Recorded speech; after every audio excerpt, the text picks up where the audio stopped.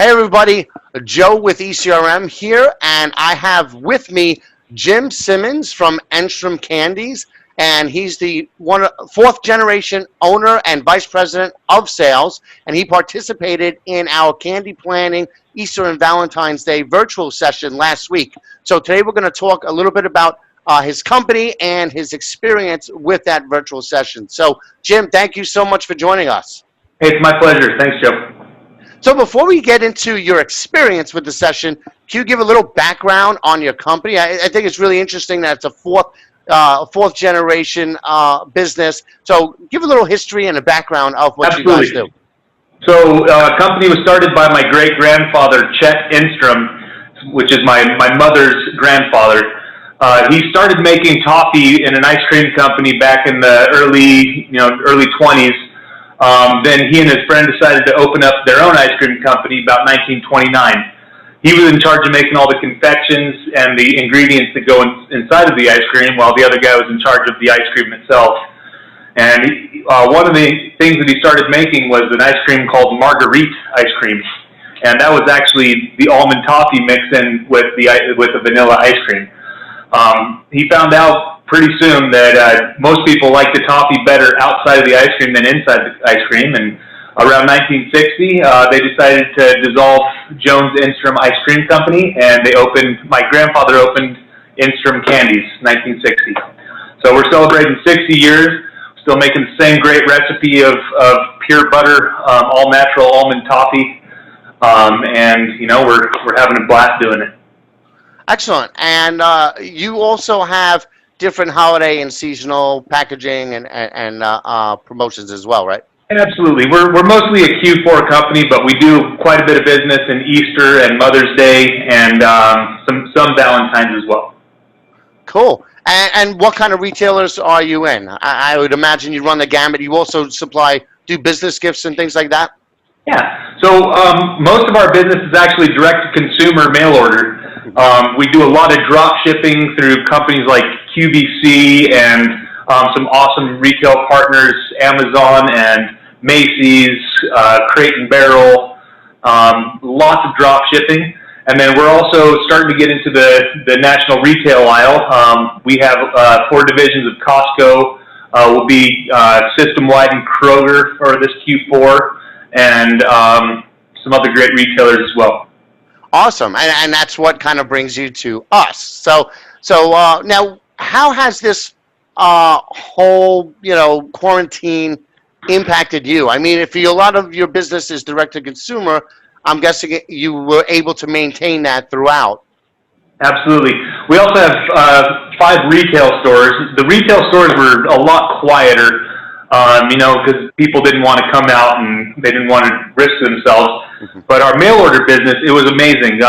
For Easter and Mother's Day, more baskets than we've ever made in our entire existence. We had to make baskets upon baskets because people were trying to send out the candies to their loved ones, because they can't be there for those holidays. They're typically with their family. And that's interesting because you're in a unique position for everything that happened, because a lot of consumers, they would switch to online for those staples that they normally would go into the store. So, and I think what's going to happen is that shift, they're going to stay online for a lot of those products. Yeah, I mean, we were already seeing that shift before this whole pandemic happened, and that's why we kind of started with that drop shipping program.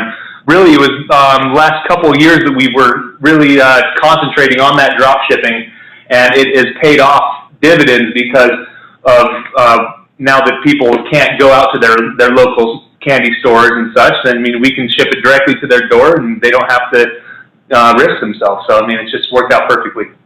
That's cool, and because a lot of people are now, scrambling to get their drop shipping in place. So you already have that foundation. So you're in a good spot for that.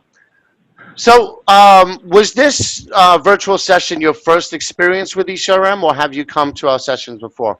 This is actually our 5th year doing ECRM. We started looking to go out into that national candy aisle roughly about 2012, 2013, and found out about ECRM in about 2015, signed up, and it's by far our favorite show that we do. Glad to hear that. And so when So when you heard about the virtual program, what were your thoughts? And was there any hesitation to continue with it? Well, the one hesitation, our almond toffee is almost irresistible. So our biggest deal we can do is be able to sample that toffee to the retailers that show up. So being there in person and be able to have that toffee to hand to them, that was definitely missed. And a lot of the retailers were joking around about it too. It's like, where the heck are my samples? So that was, that was the hard part. But I mean, besides that, it was very easy. It was still somewhat informal. I mean, it's just I've been meeting with most of these buyers for 4 or 5 years now, so it's just kind of like catching up, making sure everything's all right, and seeing what kind of deals we can make. It was super easy. Excellent. And I mean, you can always send them samples directly if you needed to. Absolutely, and we are. We're sending out all the samples. We talked to everyone and figured out who needed what, and we got everything going out. We had it actually ship out yesterday, so everyone's going to get their samples in good time. Great. So can you tell us a little bit about the preparation? How I think one thing that surprises a lot of people is that, well, not pleasantly surprises a lot of people, is we're still very high touch. Even though this is virtual, we try to keep it really high touch in the prep and, kind of guiding everybody through. What was the process like for you working with our client success managers in getting ready and the test run and all that? Oh, I mean, they've been awesome. We're using Ashley, and she contacts us almost daily leading up to that show. Make sure that we have the proper schedule, make sure we're turning in all the right documents, have all the right sample requests. I mean, it's very hands-on, and they're making sure that, I mean, we can't make that mistake anymore. If I had to do it by myself, I'd probably miss about half the stuff. So it's very nice having Ashley there to guide us through it and get us all set up for these meetings. Cool. And did you do a test run to test your system out beforehand? Absolutely. Yep. We talked to Ashley, and she showed us all the buttons and configurations and showed us exactly how we're going to kind of handle it. And it gave us a great idea how we wanted to set up our samples and display. And we actually used 2 computers, one for the display and one for us. And I mean, it really helped us figure out exactly how we wanted to sell our product. Take us through what the setup was like and how you did it. We were in this conference room right here. So on this side of the table, we set up all of our caddies and shippers and everything right on top of this table. And then we sat over here on this side of the table. We had a laptop in front of us, so you're talking directly to us. And then this camera that I'm using right now is facing at the table. So you could see everything that we're doing. You could see us directly. And then if we wanted to pull up our catalog, we would use the computer that was facing the products and pull up that catalog and walk you through all the different items in our catalog as well. So I mean, it was just very easy. I like the way you did that. So you make it, they get a good idea of your whole product line, but then you also have the flexibility, especially when you use 2 screens. It's a little bit easier if you're going to pull up a catalog or something like that. Absolutely. Yeah. I mean, the virtual part of it made it actually easier. I mean, sometimes having to flip through the catalog and try to find the right page and hand it over to them with this big clunky book, I mean, that's sometimes difficult. When it was virtual, I mean, we had the right pages pulled up. It was just a matter of clicking buttons going to each thing that we wanted to show them. So, I mean, it actually made it a lot easier to present our products. That's an interesting point that you bring up, because it's something I'm hearing more and more often, is that a lot of these, both the buyers and the sellers who are doing the virtual meetings are starting to find these efficiencies using virtual that they just they can't get in person due just to the nature of in person. And right. So it's interesting that you were able to do that. And it gave us the idea, when these meetings actually go back to in person, we could have the big TV right there in the hotel rooms, and why not just stream that right onto that TV and do the exact same thing rather than have these big clunky books? It's kind of revolutionizing the way we're seeing how to do these meetings. Yeah, it gives everybody a different perspective. I mean, we've been forced into this, and now it's really kind of made it mainstream. It's actually, these innovations that are being created in the virtual world are now kind of commonplace. So, which tools did you use on the platform? Right, we had the notes, we had the all the different. How did you use those tools? Well, so we had to use all of them. So on our laptop, the one that was actually facing us, we had to mute so we didn't have the backfeed of both. And then the microphone, the speaker on the TV, we had to mute as well. So we could hear them on the laptop. We couldn't hear anything on the TV. They couldn't hear anything on the laptop, but they could hear everything from the TV. I mean, it was kind of, it was weird to figure out at first. I mean, our first meeting was mostly just feedback and reverberations and all that, but we used that a lot. And then the share screen was the most used item that we use for sure. I mean, sharing our screen and being able to walk them through our catalog and showing them our website and anything that we needed. I mean, we had right there at our fingertips on our own hard drive, so it was very easy to do that. But I think it's really cool, all of the different things that you did and how you kind of made it all work. And sometimes, because look, in this new world, we're dealing with hundreds of computers, hundreds of Wi-Fi's. Yep. Something's bound to happen. I mean, I'm amazed at how few issues come up, but when they do come up, I think the important thing is how quickly they're addressed. So Absolutely. If something happens, did you have anything when you had the sound issues? Did you hit the customer support button for one of our guys to come out? I actually didn't use the customer support button. I actually have our own IT guy that we brought in to make sure that we were all set up exactly how we wanted to be in the conference room. So, I mean, we got it figured out pretty quick on our own. But we did use customer support. One of our customers actually had a big firewall up. And when we tried to share our screen, the whole thing just went absolutely haywire. Mm-hmm. So we used customer service to show them the issue on that. We found out why it was happening. Had to do a quick reboot and got back in the meeting, but we learned real quick that their firewall wasn't allowing that shared screen. So that's something that you guys are saying you'll look at and hopefully fix in the future. But I mean, for a first try on this virtual setting, I mean, it was absolutely awesome. I mean, a couple issues here and there, but I mean, nothing that really ruined the meeting experience. It was very, very streamlined and very easy to do.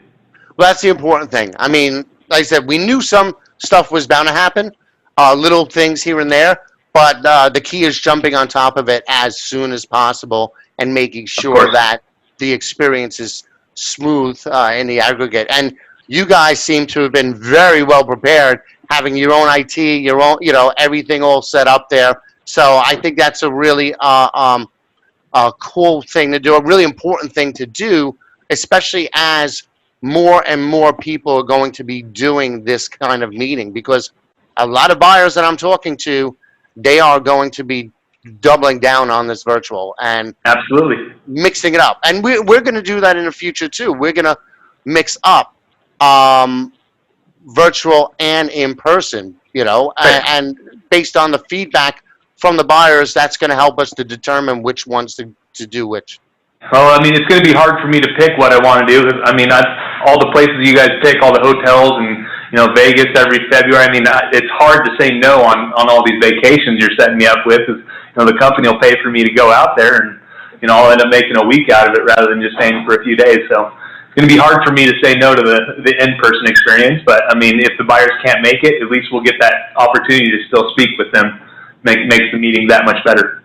Yep, I hear you. I mean, I went to 48 sessions last year in person. Wow. And, and for me, I've had to pivot too, because usually I'm doing these interviews sitting next to you in person at one of our sessions. And obviously we won't be able to do that for a little while. So, but we have an amazing IT team and scheduling team and client success managers. So they were able to pull this off so quickly. And, we keep updating. I mean, every time we get, yours was only the second one that we did. We're doing our third one this week, but each time we put in updates and take your feedback the same way we would do in person. It's basically the same experience, except, without being in the same room. Absolutely. By the time I have my next one in August, I just found out it's going to be virtual as well. We're excited about it, but I bet it's going to be a whole different experience. Oh, by then we're going to have some really cool educational things in Awesome. there. We're going to have a thought leadership lounge. We may have some virtual roundtable discussions. We're going to have all sorts of. We're going to have a regular lounge too, where you could just hang in between your meetings. So we got a lot of cool stuff coming up. Brings up the whole meeting experience rather than just having the individual meetings with each customer. Yep, That's yep. awesome. We're going to mix it up. So where do you see, just personally, where do you see virtual playing a role as we go into the future? Well, if you don't have to travel and you have meetings somewhere else, you need to be two places at once. I mean, you can have your meeting in the morning and then hop on the virtual in the afternoon. I just think it's going to make it so you can be in two places at once, literally. Mhm. So I just see it's going to play a huge role, especially in this whole buying season when you're having to talk to so many customers or so many buyers. I mean, you have to be where you need to be, and sometimes that's not where the buyer is. So being able to speak with them virtually, be able to see the face, still show them the catalog. I mean, it's a huge advantage. Yeah, I think the efficiency of it is what people are really starting to grasp is that they're also getting used to the fact, in the beginning, maybe before all this happened, everybody's saying, well, you know what, it's just not the same as in person.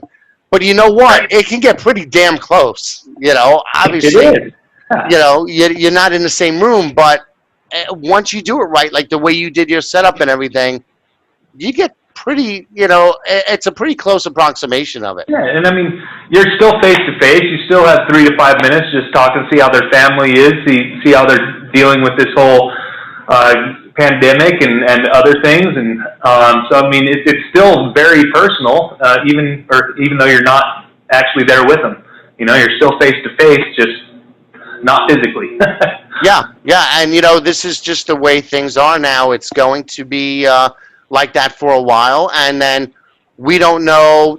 Some states are already spiking again. That the ones that have opened up, like Florida and Arizona, Yep. are starting to spike again. So, there's just too many questions out there of what's going to happen next for like any mass gatherings to be happening anytime soon. So, Right. we're just going to double down on this and try and enhance it as much as we can for you guys. Awesome. So, Yep. so what do you have? What do you have coming up next? What kind of new things do you have coming out that you want to talk about for the buyers? Well, I mean, we're a toffee company, so I mean, what we're doing is our almond toffee. But what we are trying to do is kind of get into the truffle game a little bit. We actually just started a licensing agreement with New Belgium Brewing, and we're going to have 3 different New Belgium truffles matching some of their most popular beers. So we're trying to get those truffles out in the marketplace anywhere we can, talking to a lot of basket companies and maybe even hopefully get into Costco if we can. But I think that's probably the newest thing. But besides that, I mean, we're all about the toffee here. So, I mean, if you want some toffee, we're the ones you have to talk to. Well, I do like New Belgium, and so I definitely want to try those. And maybe, what's interesting is sometimes our candy planning and the Global Wine, Beer, and Spirits are co-located. For the past 2 years, they were co-located. Obviously, they won't be this year, but it's an interesting mix. So great. Well, you know what? Thank you for joining us, and I think you guys did a great job. I liked the idea of your setup, and I do look forward to meeting you in person sooner rather than later. Hopefully, yeah. Probably, I'm guessing February of 21. We'll probably meet. All right. Well, you know what? I look forward to that. And until then, you stay safe and keep it up. Yep. Thanks for having me. All right. Take care. Take care. Stay safe.